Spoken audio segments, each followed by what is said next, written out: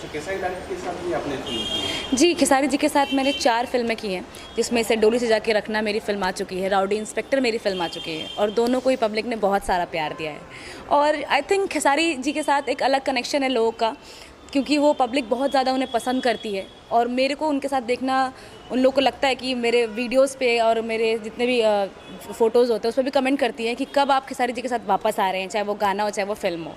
कोशिश कराता नहीं कि आपन भोजपुरी में हम बोली, आपन लोगों के ऐसा ना लगे कि हम कहीं दूसरी जगह से आए हैं। और मैं अपनी भोजपुरी लैंग्वेज को पूरा सपोर्ट करती हूँ और इसीलिए मैं इस इंडस्ट्री में भी आई हूँ, क्योंकि लोग कहते हैं दूर से देख के कि भोजपुरी ऐसी है, भोजपुरी वैसी है, वल्गर है, उसमें बहुत न्यूडिटी है या फिर जो भी है।